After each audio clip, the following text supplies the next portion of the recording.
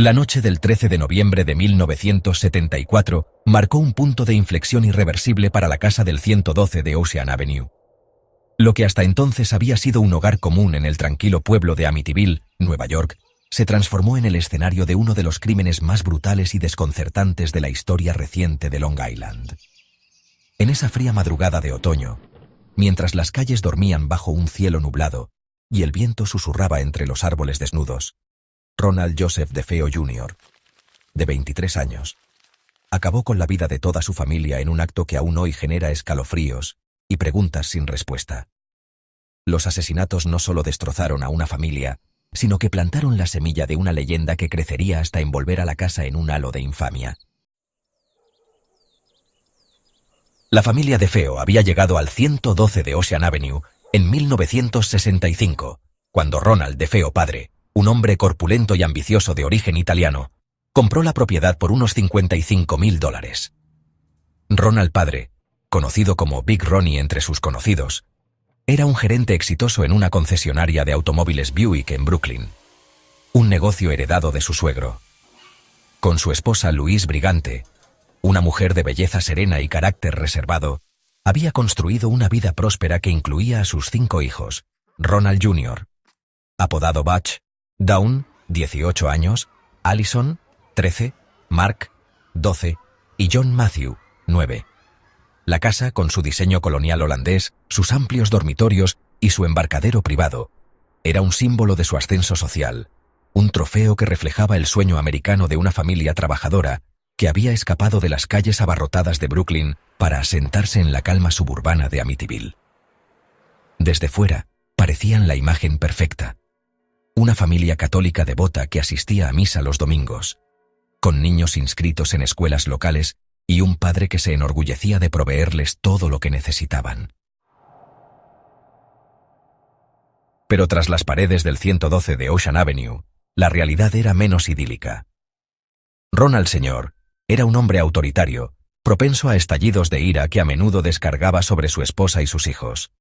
Louise, aunque amorosa con los pequeños, vivía bajo la sombra de su esposo, tolerando sus arrebatos en silencio. Ronald Jr., el mayor, era el blanco principal de la severidad paterna.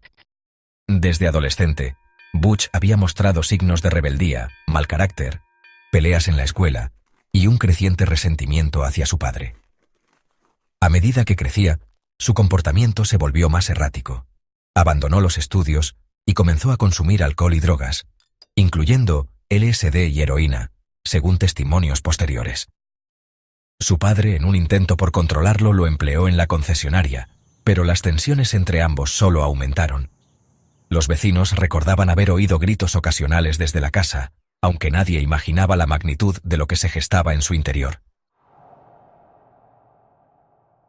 La noche del crimen comenzó como cualquier otra. Los DeFeo habían cenado juntos, un guiso preparado por Luis, según se supo después, y se retiraron a sus habitaciones alrededor de las 10 de la noche. La casa estaba en silencio, salvo por el leve murmullo del viento que se colaba por las ventanas mal selladas del segundo piso. Ronald Jr., sin embargo, no dormía. En algún momento entre la medianoche y las 3 de la madrugada, tomó un rifle Marlin calibre 35 de su armario, un arma que su padre guardaba para cazar ocasionalmente. Con una calma escalofriante, entró primero en la habitación de sus padres, al final del pasillo del segundo piso. Ronald Sr., de 43 años, y Luis, de 42, dormían boca abajo en su cama matrimonial cuando Butch disparó 2 tiros en la espalda de su padre, que murió al instante, y 2 más en su madre, quien intentó moverse antes de colapsar. La detonación resonó en la casa, pero extrañamente nadie despertó.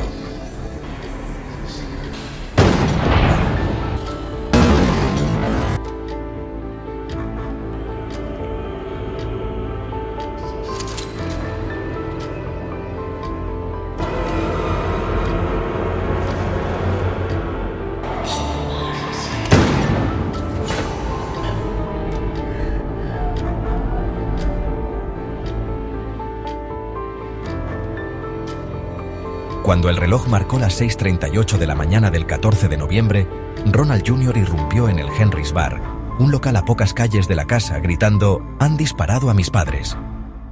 Con el rostro desencajado y las manos temblorosas, pidió ayuda a los pocos parroquianos presentes, quienes lo siguieron de regreso a Ocean Avenue. Allí, en el segundo piso, encontraron una escena sacada de una pesadilla: sangre empapando las sábanas, cuerpos inmóviles y un olor metálico que impregnaba el aire. La policía del condado de Suffolk llegó poco después, sellando la casa y comenzando una investigación que pronto se volvería caótica. Ronald Jr. lloraba desconsoladamente, afirmando que un mafioso llamado Luis Falini, supuestamente en disputa con su padre por negocios, había irrumpido en la casa. Pero las grietas en su historia aparecieron rápidamente. No había signos de entrada forzada, las armas estaban dentro de la propiedad y las huellas en el rifle coincidían con las suyas. Tras horas de interrogatorio, Ronald Jr. confesó. «Todo empezó tan rápido», dijo entre sollozos. «Una vez que comencé no pude parar». Alegó que voces en la casa lo habían incitado a matar, susurros que lo perseguían desde las paredes y lo llenaban de una furia incontrolable.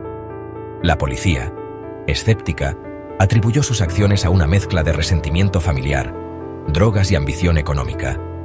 Los DeFeo tenían pólizas de seguro de vida considerables, y Butch había robado dinero de la concesionaria días antes. Sin embargo, esa mención de las voces no pasó desapercibida.